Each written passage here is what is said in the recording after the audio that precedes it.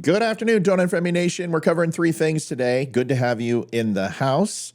And it's brought to you by Spreely.tv, the Free Speech Network. Town hall last night, Laura Ingraham, Donald Trump.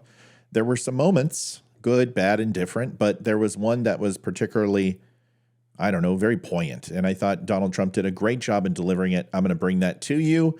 We have, New York. It's been in the news. We know immigration, going ahead and kicking businesses out left and right, completely ridiculous fines. Now they have found a way to take 5 bovine and throw them up on stage in dresses and do a musical. It's really quite interesting. We'll bring that to you. And last but not least, what would be a wonderful day without CNN fact-checking? Yes, Mr. Doyle is back again, and he wants to go ahead and tell you why everything that Donald Trump said last night was a lie. What's new? I'll be back in 15 seconds. We'll do it together. Wouldn't that be nice? Do you want the truth? Are you tired of being so confused? You feel like you're more f***ed up than the lies on the evening news? Well, just step right in. We can talk about it all as friends. And if you want, we can hug and kiss and make up for the party end. Still Point, STIILPOINT, the Don't Unfriend Me band. Welcome to the Don't Unfriend Me show. This next segment is, Michael Cohen. I'm so sick of this guy. The musical titled Five, just simply Five.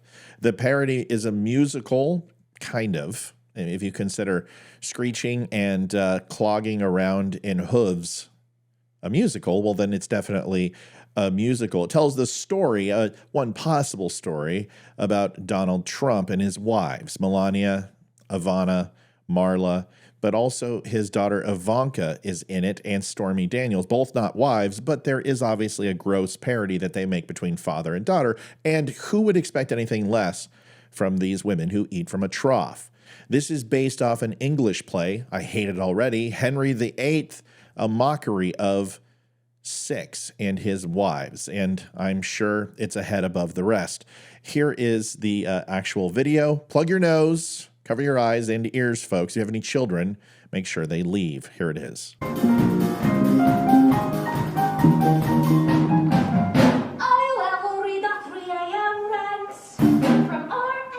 I love the dip step, the line dip step. It's fantastic. Lord of the Dance style.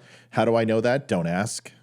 And his Twitter vendors, gossip is dumb and a royal flush.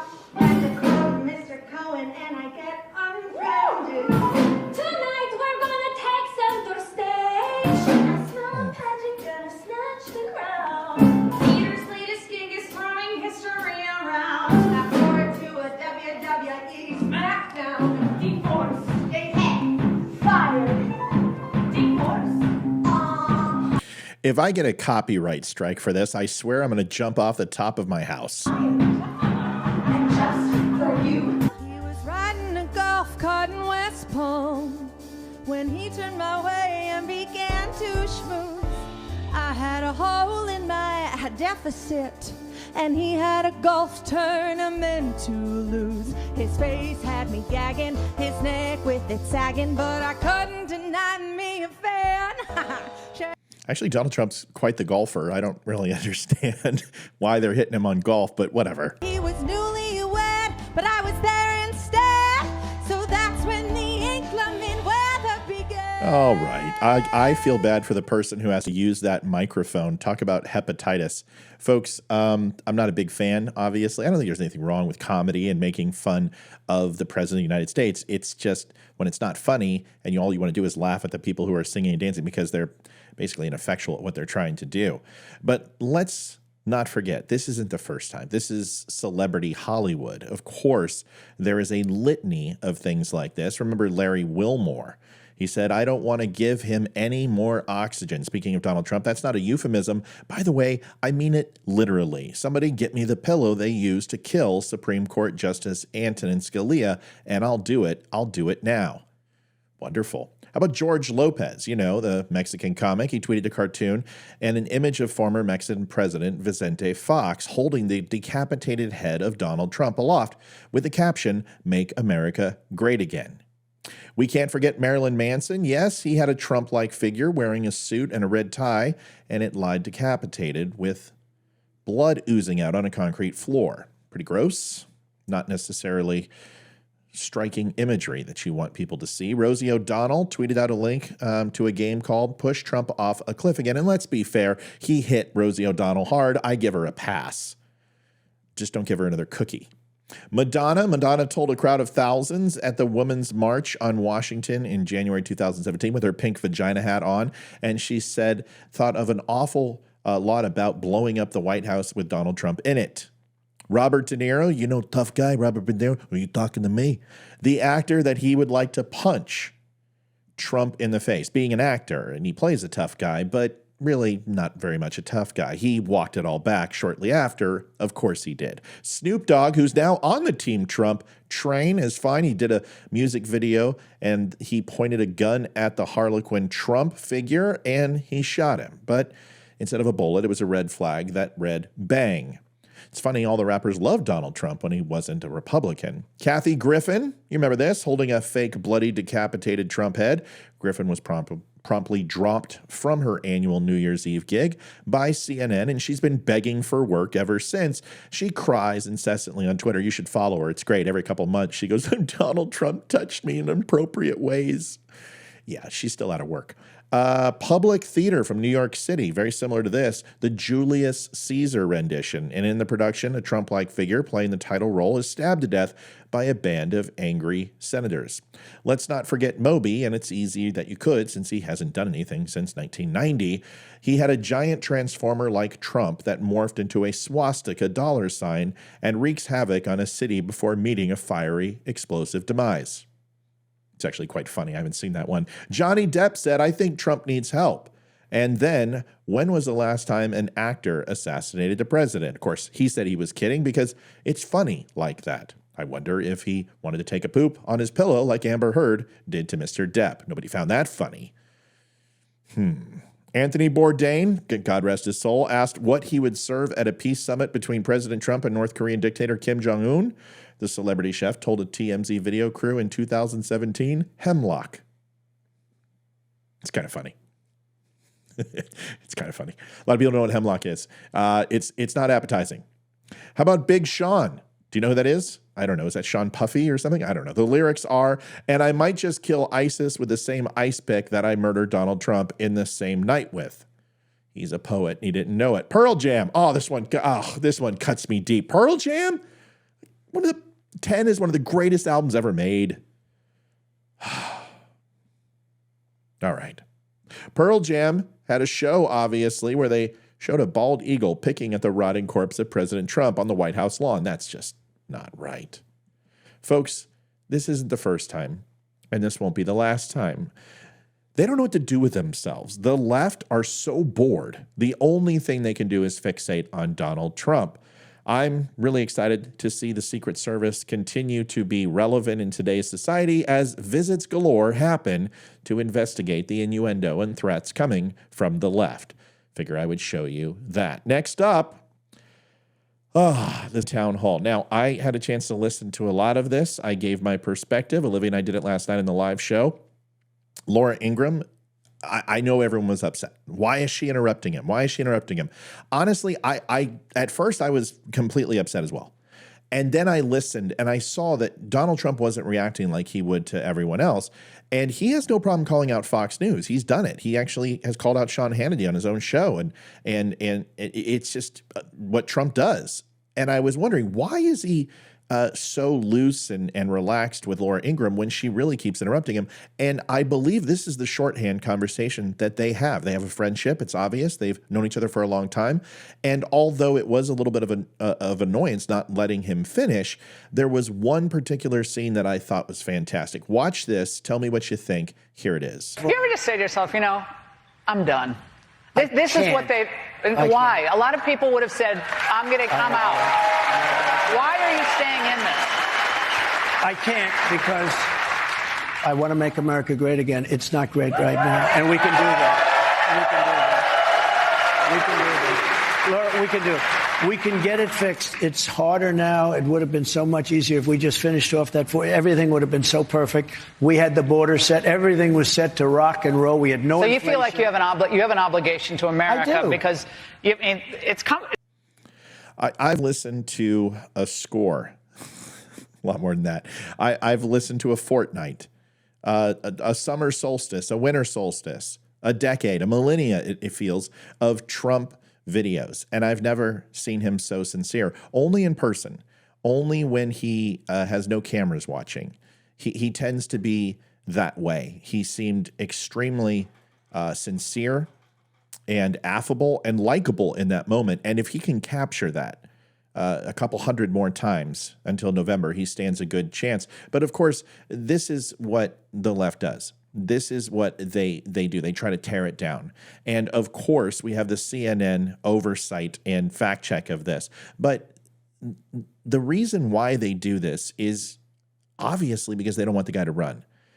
Trump said it best in this interview, and he said simply, if I wasn't running, all these cases would just go away, and everyone knows that. It's very similar to when Hillary Clinton lost. Republicans lost interest, and they just moved on. And let's remember the litany of things. And it's not small, folks. Russian collusion hoax. Remember the original? Right. Remember the impeachment? Remember the secret recordings that weren't recordings, and they had an overall written synopsis of the phone call that was made with Ukraine, but unfortunately, there was no recording of it, so it was all taken and written based on memory. How about the Russian bounties on American soldiers? That was a lie. How about the Hunter laptop was Russian disinformation and the hoax there? How about Trump was responsible for Navalny's death? They've already started talking about that. How about Trump invited Russia to attack a NATO country that doesn't pay its bills hoax when that is not even close to the truth?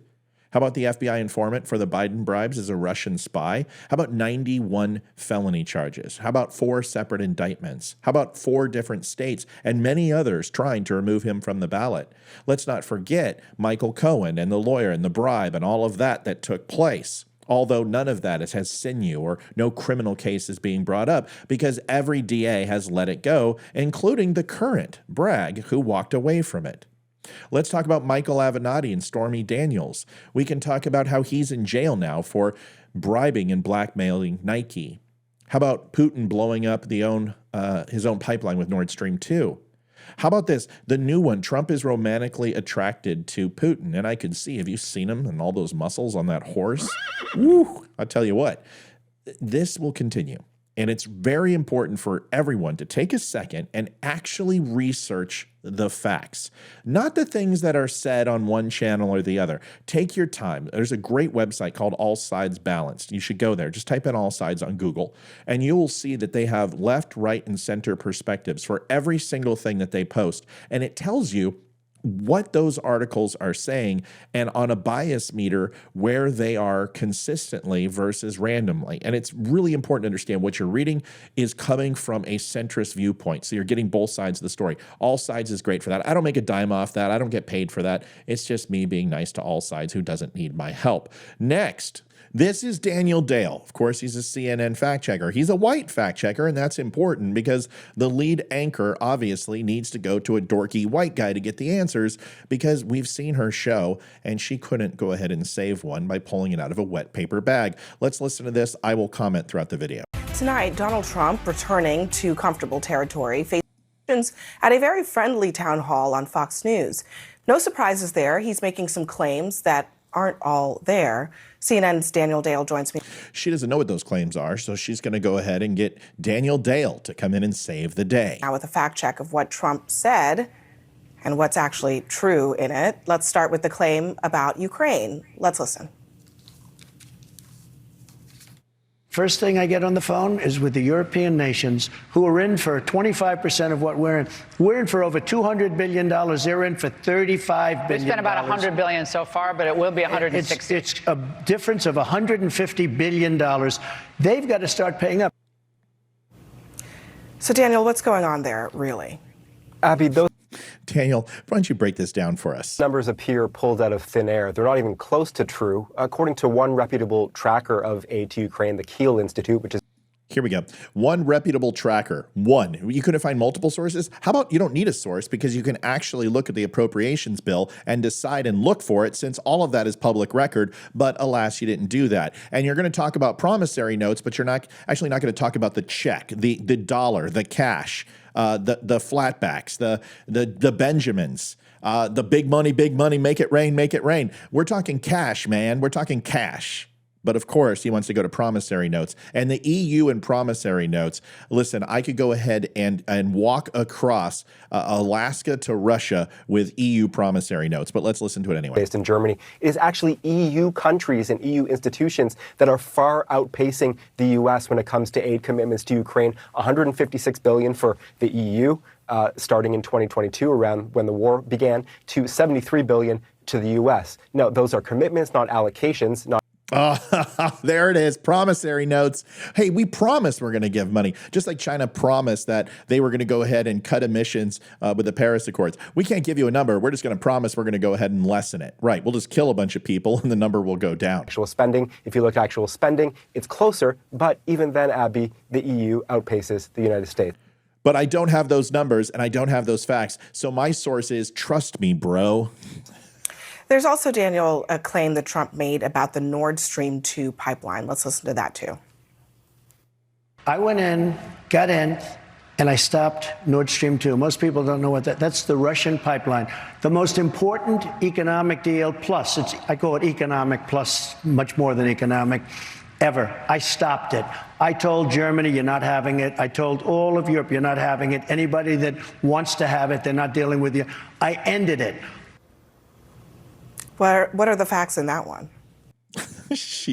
How much does she get paid? I will totally go shill for CNN just to be like, geez, Bob, why don't you go ahead and tell us what I don't know? You hear this a lot from former President Trump that she should be press secretary. I think she would be fantastic at it. Ended or killed the Nord Stream 2 pipeline. It is also not true. What Trump actually did, Abby, was approve sanctions on some of the companies working on the project. But here's the critical thing. He only did that about 3 years into his presidency. Who cares? Nobody said what time he did it. And yes, he did put sanctions on there. Here, before this guy even gets to this, let me just go ahead and paint the picture for you. Barack Obama, Joe Biden, and John McCain, yes, John McCain, who despises Donald Trump, all said that the Nord Stream 2 European EU merger and purchasing energy from Russia was absolutely a cataclysmic mistake.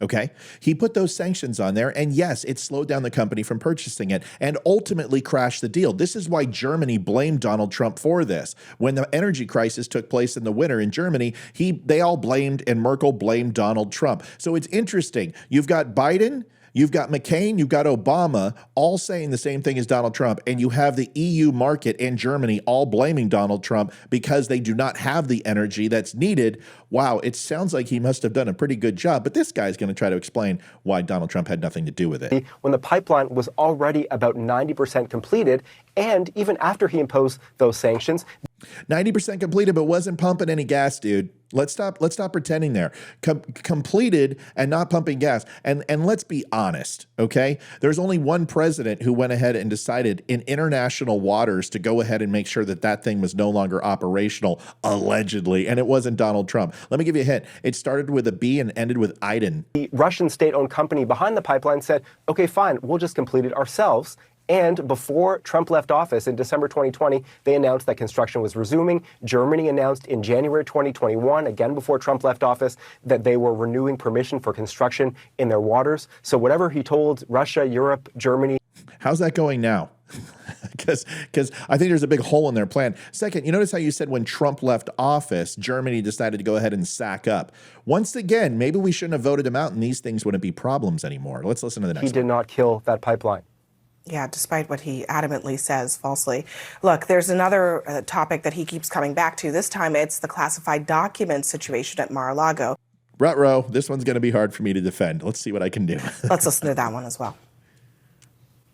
Bush took him, everybody, Reagan took him out, everybody took him out. It only became a big subject when I took things out. The difference is I had what's called the Presidential Records Act. I was allowed to do what I did. Absolutely allowed. That's why they passed the act in 1978. First of all, I didn't have to hand them over. But second of all, I would have done that. We were talking, and then all of a sudden they raided Mar-a-Lago. Once again, confidently stating things that are true or false, Daniel? This is like upside down imaginary history. I counted at least 4 inaccurate claims in that short segment. So number one, Reagan and Bush did not take classified documents home. In fact, the National Archives debunked this claim last year when Trump made it then. He was not allowed to take these documents. Actually, that's not true. So let's go ahead and talk about the 1978 Presidential Records Act, which was actually invoked by Reagan when it came to his presidential library. They went ahead and said that none of those records would be released because of national security. And last time I checked, the coffee order isn't going to be classified. Let's be honest. We understand that presidents have been doing this. I know for a simple fact, because I worked in the Pentagon and I worked on some of the briefings that the administrations have gotten in the past. And those briefings are done all over the place outside of a JIC. And those are compartmentalized information briefings. So it's top secret SCI. So to say that doesn't happen at Camp David, doesn't happen at personal residence, doesn't happen on Air Force One is a complete and blatant lie. Number one, so not true. Until they release that, we have no earthly idea. And remember, the Clintons did the same thing in 1978 Presidential Records Act. So just because people hide behind the law and hide behind a piece of legislation doesn't mean they didn't do the same thing. It is in black and white in the Presidential Records Act that all official records belong to the government after a president leaves office. This is 100% true. This is where they're going to get him on obstruction. If anything at all, out of all this bull crap that they're trying to hit Trump with, this is the one. When they have the NARA for over a year said that those documents had to be returned, and those are the people's documents. They are not Donald Trump. He should have complied. He should have returned them. That should have taken place, yet it didn't. Now, people will talk about a secret binder and all that. Listen, I'm not going to play semantics with you. We're talking about black and white, the law. This is the one thing that CNN actually is correct about. You can read it here and listen here. Allowing a president to take documents, classified documents home was not why this act was passed in 1978. In fact, it was the opposite. The act was passed to make sure that the government, the people, own presidential records, unlike when Richard Nixon tried to take them home and destroy some of them. And then the last claim that we were having friendly chats, and then all of a sudden the FBI raided Mar-a-Lago. In fact, the FBI search in Mar-a-Lago came more than a year after the National Archives started its polite asking. Yes, you're right, but you're also skipping out a crap ton of history. There was a warrant served in January and February, and then after that in March and April. The entire docket and inventory was captured, what was inside those storage units, or the bathroom as you call it, which essentially is a bathroom if it's being used, but if there's no water running to it, it's essentially a closet, which had padlocks on it. The FBI left after taking that inventory and told them to secure the documents. That is what was done. Then they showed up 97 days later and did a full raid, knowing full well what was in there. It was a probing mission. It was a search mission to go ahead and get a more extensive warrant. That is what took place, and those FBI field agents were overruled. They then took his passport, his identification. They went through Melania's personal garments. Listen, the lawyers were not there. Donald Trump was not there. Give me a break. They were armed. It was a militaristic style intervention. It is political interference. Give me a break. You are leaving out a shit ton of information, but you're CNN. I don't expect anything less. To try to get these documents back. So, Abby, it was not even close to something sudden. Yeah, I mean, repeated and very politely asking for the documents that belong to the government back. Daniel Dale, thank you. Yeoman's work as always. Thank you. Yeoman's work. Listen, this is going, like I said, to continue. This is not the first. This isn't the last. This isn't the only time we will hear CNN go after Donald Trump. Last night, I will tell you this honestly, there are times where I think Donald Trump needs to be quiet and not talk. He just needs to let the news cycle play out. And sometimes he holds it hostage, and negative stories on Biden are overshadowed by him opening his mouth. I've said it 1,000 times.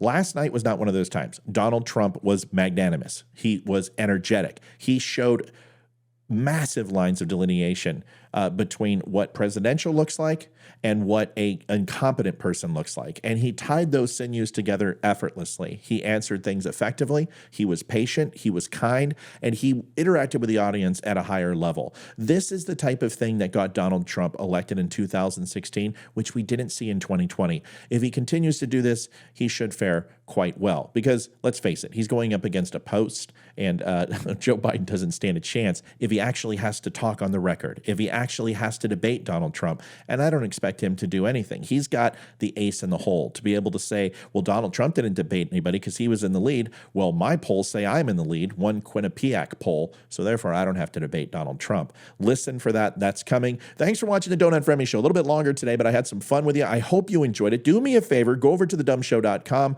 like, share, and subscribe and all that stuff, and then go pick up a cool shirt. You can pick up Leroy's shirt over at thedumbshow.com, and I would appreciate it. Last thing, you can go to news.thedumbshow.com as well and get your daily news there. Thanks for watching. We will see you tonight at 7 o'clock, and God bless.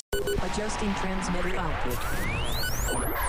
This is the Don't Unfriend Me Show with your hosts, Matt, Leroy, Amy, Olivia, and Mike. Geopolitics, military analysis, and election coverage. Coming to you live on the Spreely.tv network and all major social media channels at The Dumb Show. Honest, direct, unfiltered. We can agree, we can disagree.